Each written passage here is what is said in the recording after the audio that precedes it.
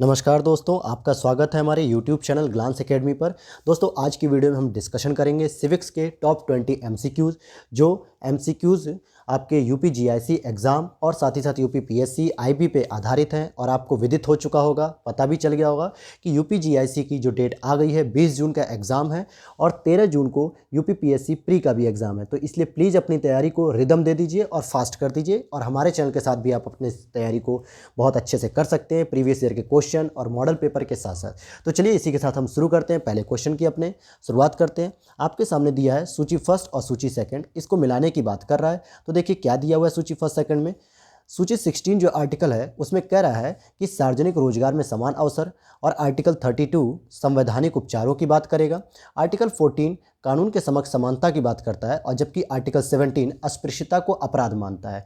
तो ये तो आपकी मैचिंग हो गई। इसके हिसाब से आपका आंसर क्या हो जाएगा दोस्तों? ए ऑप्शन हो जाएगा। चलिए हम नेक्स्ट क्वेश्चन पर चलते हैं अपने। राज्य बनाने और समाप्त करने की शक्ति निहित है, यानी कि किसी भी राज्य को नया बनाने और समाप्त करने की शक्ति किसके पास होगी?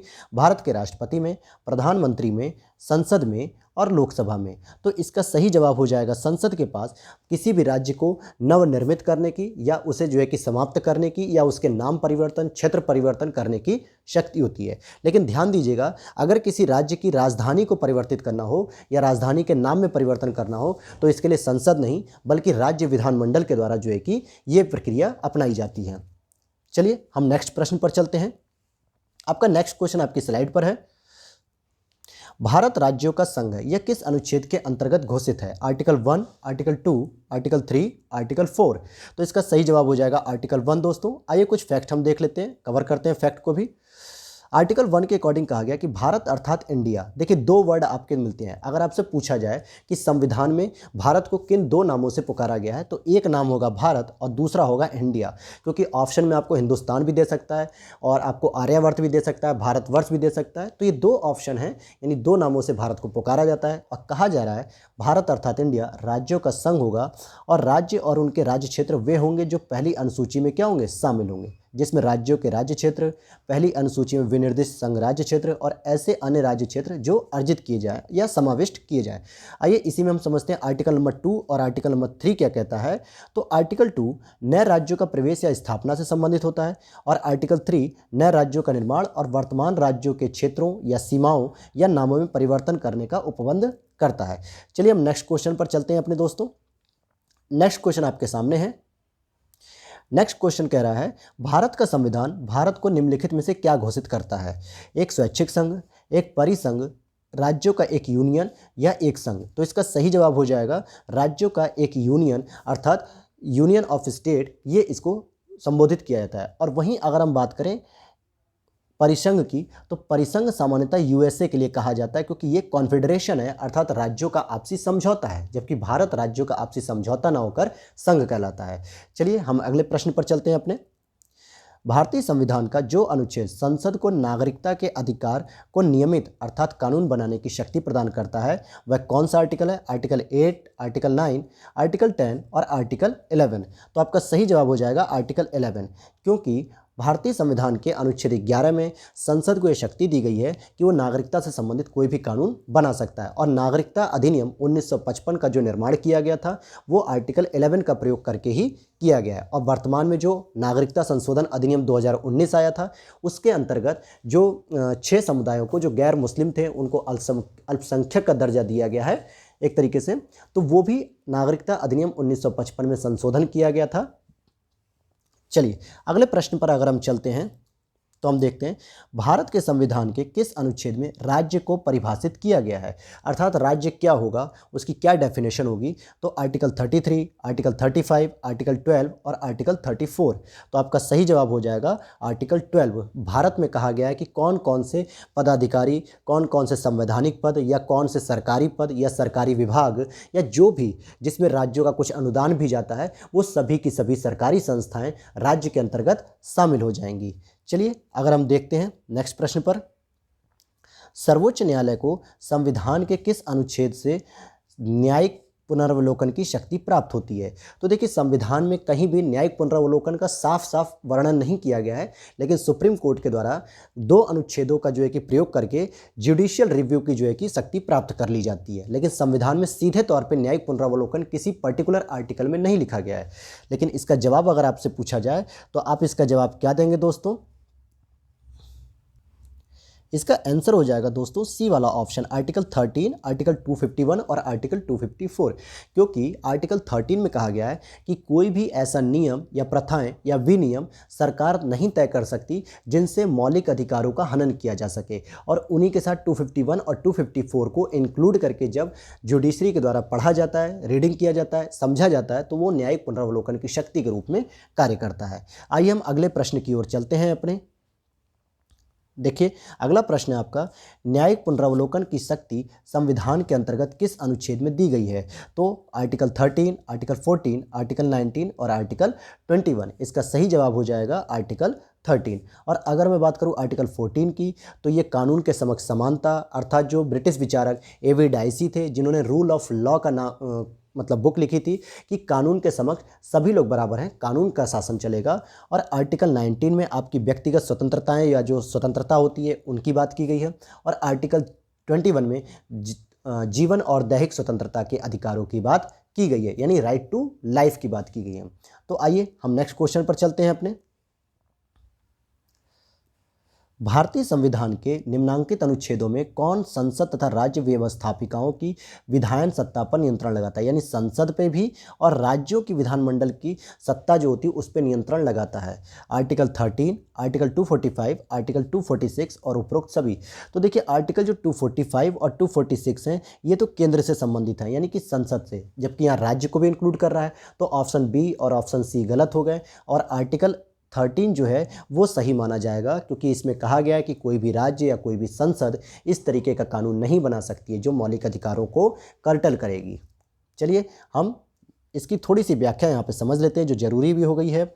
आर्टिकल 13 संघ या राज्य, देखिए लिखा है संघ या राज्य को मूल अधिकारों को कम करने या सीमित करने वाली किसी भी विधि को बनाने से प्रतिबंधित करता है। आर्टिकल 245 संघ एवं राज्य को विधि बनाने का अधिकार देता है किंतु संघीय विधान को वरीयता देता है।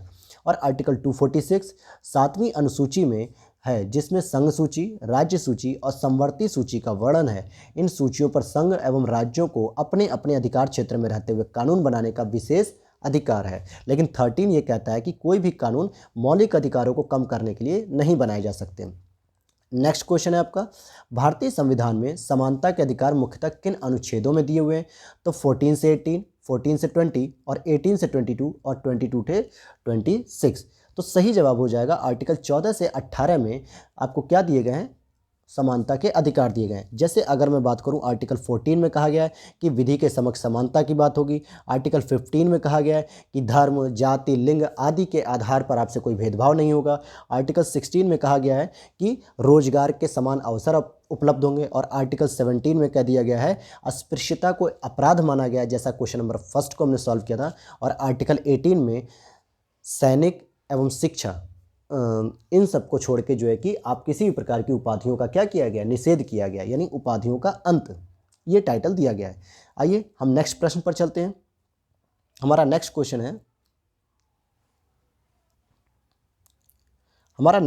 है भारतीय संविधान का कौन सा अनुच्छेद राष्ट्रपति को क्षमादान की शक्ति प्रदान करता है? क्षमादान कह रहा है दोस्तों 71, 72, 73, 74। तो सही जवाब हो जाएगा 72। तो क्षमादान के अंतर्गत 5 प्रकार की शक्तियां आती हैं, जैसे पूरी तरीके से क्षमा कर देना, यानी दोष भी समाप्त हो जाता है और अपराधी की सज़ा भी माफ़ हो जाती है। फिर उसी में प्रविलंबन भी आता है। इस तरीके से 5-6 प्रकार की सजाएं आती हैं, आप लोग जानते भी होंगे।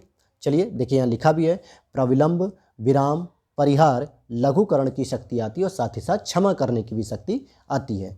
चलिए अब हम नेक्स्ट क्वेश्चन को देखते हैं।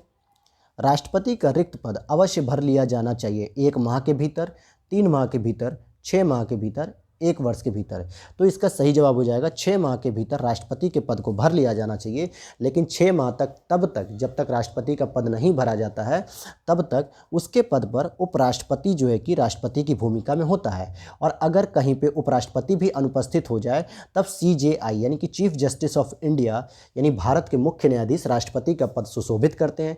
और पूरे इतिहास में 70 साल में एकमात्र ऐसे न्यायाधीश थे जिन्होंने मुख्य न्यायाधीश, उपराष्ट्रपति और राष्ट्रपति तीनों पद की भूमिका का निर्वहन किया, जिसका नाम क्या होगा? M हिदायतुल्ला। क्या नाम है दोस्तों? M हिदायतुल्ला साहब जो है कि न्यायाधीश होते हुए भी प्रेसिडेंट के पद तक पहुंचे थे। चलिए नेक्स्ट क्वेश्चन की हम बात करते हैं। यहाँ पे अगला क्वेश्चन आपके सामने है, भारत के राष्ट्रपति का चुनाव किससे होता है? बहुल असंक्रमणी मत, एकल असंक्रमणी मत, एकल संक्रमणी मत, एकल संक्रमणी, बहुल असंक्रमणी मत। तो इसका सही जवाब हो जाएगा एकल संक्रमणी मत पद्धति के द्वारा अप्रत्यक्ष रूप से भारत के राष्ट्रपति का चुनाव होता है, जिसमें संसद के दोनों सदनों के सदस्य अर्थात लोकसभा और राज्यसभा के निर्वाचित सदस्य और साथ ही साथ राज्य विधानमंडल के भी निर्वाचित सदस्यों का होना जरूरी होता है। यही सब इसमें शामिल होते हैं। चलिए हम अगर यहाँ पे कुछ फैक्ट को कवर करते हुए चलें आगे, हम देखिए राष्ट्रपति का चुनाव आनुपातिक प्रतिनिधित्व प्रणाली के एकल संक्रमणी मत द्वारा गुप्त मतदान अर्थात अप्रत्यक्ष रूप से किया जाता है। और अगर हम इसकी और व्याख्या देखते हैं नीचे, तो लिखा हुआ है आर्टिकल 54 के तहत राष्ट्रपति का निर्वाचन एक निर्वाचक मंडल के द्वारा होता है, जिसमें संसद के दोनों सदनों के निर्वाचित सदस्य, फोकस करिएगा यहाँ पे निर्वाचित सदस्य की बात कर रहा है। इसका मतलब जो राज्यसभा में 12 सदस्य मनोनीत होते हैं, लोकसभा में एंग्लो इंडियन दो सदस्य मनोनीत होते हैं, वो लोग राष्ट्रपति के निर्वाचन में भाग नहीं लेते हैं और राज्यों की विधानसभाओं के निर्वाचित सदस्य होते हैं। चलिए आगे देख लेते हैं। इसी में अगर 71 कह रहा है आर्टिकल कि राष्ट्रपति अथवा उपराष्ट्रपति के निर्वाचन से संबंधित विवादों की जांच एवं निपटारा उच्चतम न्यायालय द्वारा किया जाता है, यानी यहाँ पे इलेक्शन कमीशन ऑफ इंडिया का कोई रोल नहीं होता है, केवल सुप्रीम कोर्ट में ही ये विवाद सुना जा सकता है। अगला प्रश्न है आपका, भारत के राष्ट्रपति जिस निर्वाचक मंडल द्वारा चुने जाते हैं वह मिलकर बनता है संसद के सभी सदस्यों से। तो मैंने पहले ही कहा था कि सभी सदस्य नहीं, केवल निर्वाचित होने चाहिए। संसद तथा राज्य विधानमंडल के निर्वाचित सदस्यों से, संसद, राज्य विधानसभाओं और विधान परिषद के सदस्यों से, संसद तथा राज्य विधानसभाओं के सभी सदस्य। तो यहाँ भी सभी सदस्य गलत, लेकिन विधान परिषद के सदस्य इसमें शामिल नहीं होते हैं, इसलिए इसका आंसर जो होगा बी वाला हो जाएगा कि संसद और राज्य दोनों की विधानसभाओं के निर्वाचित सदस्यों से होते हैं। चलिए अगले प्रश्न को हम देख लेते हैं। यहाँ पे एक चीज़ और नोटिस करिएगा, दिल्ली एवं पौंडीचेरी विधानसभाओं के निर्वाचित सदस्य जो 17वें संविधान संशोधन 1992 के द्वारा इसको भी शामिल कर दिया गया कि 2 यूटी जहाँ पे मुख्यमंत्री लोग बैठते हैं अर्थात जहाँ विधानमंडल है, वहाँ के निर्वाचित सदस्य भी शामिल होंगे। अब आप लोग इसी पे कमेंट बॉक्स में जवाब दीजिएगा कि जम्मू कश्मीर, जो वर्तमान में जम्मू कश्मीर और लद्दाख 2 नए यूटी बने हैं जहाँ पे चीफ मिनिस्टर भी हैं जम्मू कश्मीर में, तो क्या वहाँ के भी सदस्य इसमें भाग लेंगे या नहीं, ये आप लोग कमेंट बॉक्स में आंसर कीजिएगा। आइए अगले प्रश्न पे हम चलते हैं। भारत का राष्ट्रपति किसके द्वारा निर्वाचित किया जाता है? प्रत्यक्ष चुनाव द्वारा, सार्वभौमिक वयस्क मताधिकार की प्रणाली, या संसद के सदस्य, या निर्वाचक मंडल? तो सही जवाब हो जाएगा निर्वाचक मंडल द्वारा जो है कि भारत के राष्ट्रपति का चुनाव किया जाता है। अगले प्रश्न को अगर हम देखते हैं, आइए हम अगले प्रश्न पर चलते हैं। आपका अगला प्रश्न कूट में दिया हुआ है, बहुत ध्यान से समझ के इसको सॉल्व कीजिएगा। भारत के राष्ट्रपति को निर्वाचित करने वाले निर्वाचक मंडल के सदस्य होते हैं, जिनको हम कूट के माध्यम से सही चेक करेंगे। क्या लोकसभा के निर्वाचित सदस्य? ये बात तो सही है, क्योंकि सभी का तो वर्ड यूज़ नहीं किया गया, निर्वाचित की बात हो रही है। राज्यसभा के निर्वाचित सदस्य, यहाँ पे भी निर्वाचित की बात हो रही है, ये भी सही है। राज्य विधानसभा के निर्वाचित सदस्य, ये भी सही है, लेकिन राज्य विधान परिषद के नहीं, राज्य विधान परिषद के किसी भी प्रकार के सदस्य शामिल नहीं होते हैं। इसलिए आपके आंसर के जो कूट होंगे वो 1 2 3 इसमें तीनों ही हो जाएंगे। तो आइए हम देख लेते हैं क्या आंसर होगा इसका। 1 2 3 आपको सी में दिया हुआ है, इसलिए इसका आंसर सी हो जाएगा। ये UPGIC प्रवक्ता के एग्ज़ाम में आ चुका है, इसलिए आप लोग यहाँ से तैयारी करते रहिए लगातार और अपने आप को लगातार स्ट्रांग बनाते रहिए। तैयारी करते करते आप लोगों का सिलेक्शन भी हो जाए जिससे। चलिए हम अगले प्रश्न की ओर चलते हैं। राष्ट्रपति के चुनाव में निम्न में से कौन भाग नहीं लेता? अक्सर बच्चे क्या करते हैं, नहीं को ध्यान ही नहीं देते हैं और जल्दी जल्दी में आंसर लगा के चले आते हैं और घर आके पता चलता है कि हमने ध्यान नहीं दिया। तो नहीं जहाँ कहीं भी लगा हो उसे बहुत ही आराम से समझिएगा क्वेश्चन में। राज्यसभा के निर्वाचित सदस्य ये तो भाग लेते हैं, लोकसभा के निर्वाचित सदस्य ये भी भाग लेते हैं, विधानसभाओं के निर्वाचित सदस्य ये भी भाग लेते हैं, विधान परिषद के निर्वाचित सदस्य ये भाग नहीं लेते हैं, और यही आंसर सही हो जाएगा। चलिए अगले प्रश्न पे अगर हम चलते हैं, नेक्स्ट हमारा क्वेश्चन है कि राष्ट्रपति की मृत्यु हो जाने के बाद उपराष्ट्रपति उसके कार्यभार को कब तक संभालता है? 1 साल, 6 महीने, 2 साल, कोई समय सीमा तय नहीं है। तो देखिए 6 महीने तक जो है कि कार्यकाल को संभालते हैं। अगले अगर हम बात करते हैं क्वेश्चन की ओर बढ़ते हैं, देखिए यहाँ पे लिखा हुआ भी है जो मैंने ऊपर बताया था कि अगर उपराष्ट्रपति का पद भी खाली हो जाए तो भारत का मुख्य न्यायाधीश अथवा उसका भी पद अगर खाली होने पे तो उच्चतम न्यायालय का वरिष्ठतम न्यायाधीश कार्यवाहक राष्ट्रपति के रूप में कार्य करता है। और ऐसे में एम हिदायतुल्ला साहब जो न्यायाधीश थे वो राष्ट्रपति के पद तक उन्होंने कार्यप्रणाली को संभाला था, और उस दौरान उन्हें राष्ट्रपति की समस्त शक्तियाँ या उन्मुक्तियाँ प्राप्त हो जाती हैं, और राष्ट्रपति के समान वेतन, भत्ते, आवास, विशेषाधिकार ये सारी चीज़ें मिलती हैं, अर्थात ये सारी सुविधाएं उनको दी जाती हैं। अगला प्रश्न है आपका, यदि भारत के राष्ट्रपति का पद रिक्त हो जाता है तो भारत का उपराष्ट्रपति कितनी अवधि तक राष्ट्रपति के रूप में कार्य कर सकता है?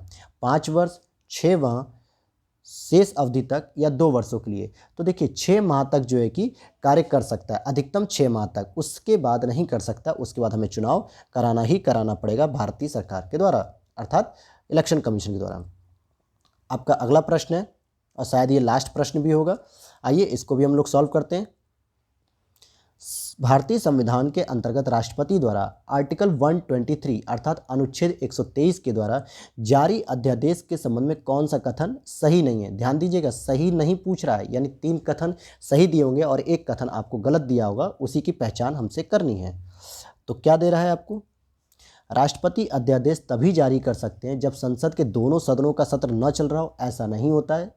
अगर एक सत्र भी ना चल रहा हो, मतलब एक सदन भी नहीं चलेगा, तो भी अगर राष्ट्रपति को लगता है कि वर्तमान में विधि बनाना बहुत ही आवश्यक है तो भी वो अध्यादेश ला सकता है। तो पहला स्टेटमेंट तो गलत हो गया। दूसरा देखते हैं, अध्यादेश का वही बल है जो संसद द्वारा निर्मित कानून का और उसकी मर्यादाएं संसद के अधिनियम के समान ही होती हैं। ये बात सही दी हुई है। संसद के दोनों सदनों के पुनः समवेत का मतलब पुनः जब वो सत्र में आती हैं तो उनके समक्ष रखा जाएगा उसको पारित होने के लिए, ये बात भी सही है। अध्यादेश जारी करने से यह समाधान होना जरूरी नहीं है कि ऐसी परिस्थितियां विद्यमान हैं जिसके कारण तुरंत कार्रवाई करना अपेक्षित है। तो यहाँ पे ये स्टेटमेंट गलत हो जाएगा दोस्तों।